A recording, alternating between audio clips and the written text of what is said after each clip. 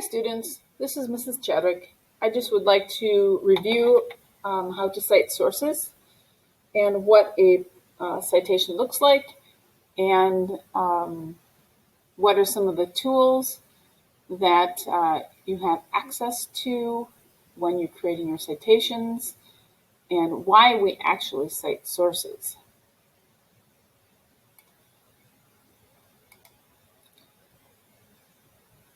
Remember, citations are in several styles.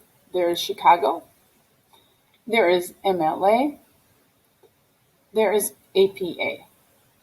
Both APA and Chicago are used more at the university level or the to your college level. At school, at Nature Hill, we use MLA. Citations are used to give credit to the original creator, and citations must be organized. They are not, well, here's a close-up of a citation. Typically, you'll have a heading called bibliography. You'll have the title or the article or the work. You'll have the name of the author. You'll have the date of the work. You might have the link to the work. You might also have the date in which you accessed the work. You'll notice that these are very organized. They're separated with a space. They have their own place on the page as well. They are not disorganized. It's not a lump of text. They are not links in 7th or 8th grade, and they are not incomplete.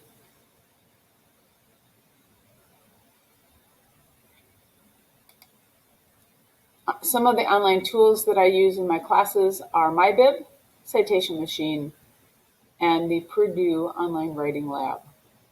I am going to show you how to use MyBib.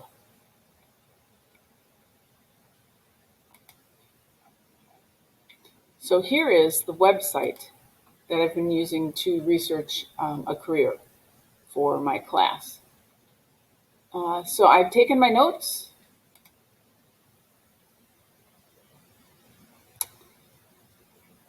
And this is what my notes look like. I have paraphrased to avoid breaking copyright law. I have not plagiarized other people's work. I stop, I paraphrase by jotting, and then I look back to see whatever it is that I need to add. Some things you can copy and paste. For example, salary range. If you don't know, in all cases, just to be safe, write things in your own words. There's a page that my teacher has provided for me where there is a bibliography space. Sometimes teachers won't do this, and you'll have to create your own bibliography page, but this is where my students will be putting their citations. So here's my research, and now I need to make sure I cite my source so that I can prove to my teacher that some of this is mine and some of this comes from somewhere else, and I want to be fair. I want to attribute the information to the person who wrote that information on the website. So let's go back to that website.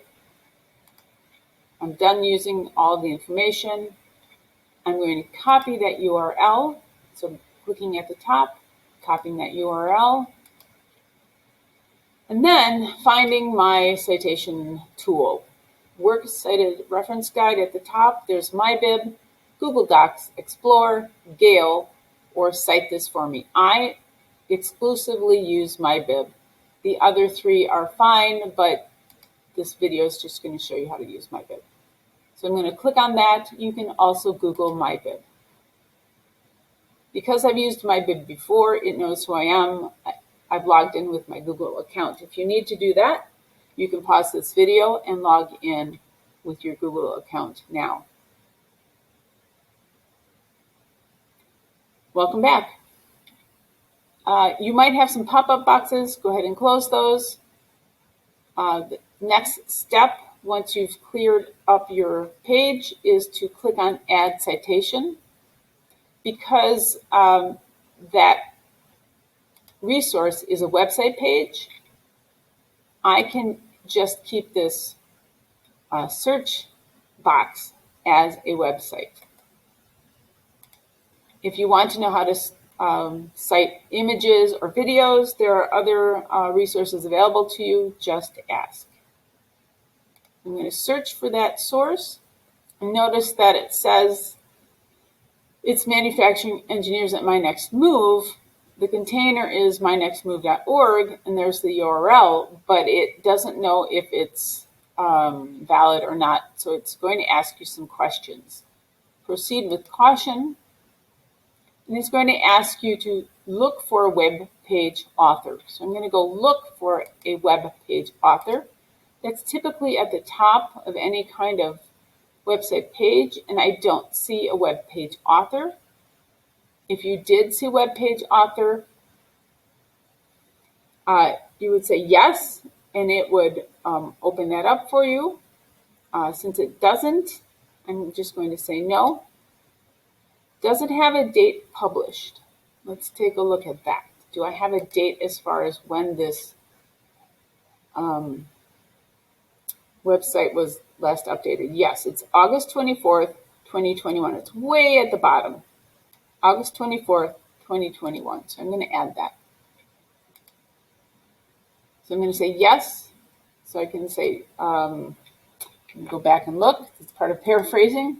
So it's 2021, August 24th. Okay.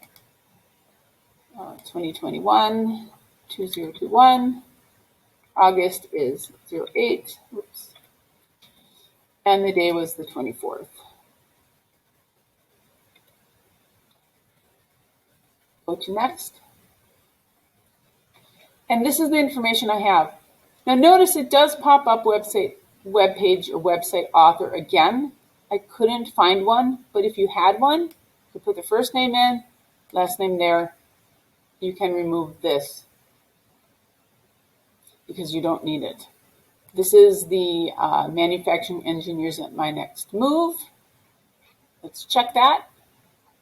Yes, that's the name, the title of this particular page. It's at My Next Move.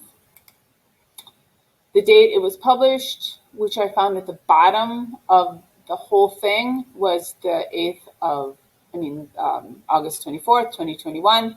The URL is right here. The today is when I accessed or viewed it. The website name is My Next Move. You don't need to write in publisher because the publisher is mynextmove.org.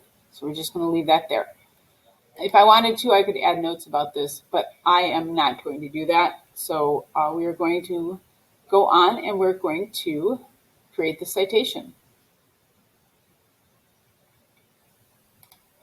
I'm going to save it. There's already a citation with a name. Okay, so I'm going to add it again. And now you'll see that it's been added to my bib in my projects. You need to now get the citation. So at the right side, show your options. Copy bibliography entry. You can also edit if you need to and update your citation. But everything looks good to me, and I'm going to copy that bibliography entry. Now I'm going to put it in the place that I've created or that my teacher has created for me, which is the bibliography, and I'm going to copy and I'm going to paste it.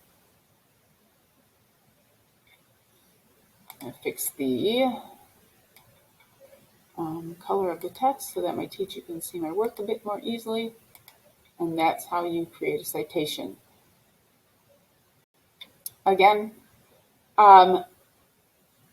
citations help you to prove that you've gotten your information from a source. It helps you to avoid breaking copyright law and proves to your teacher that you haven't plagiarized anyone else's work. Hope this helps. And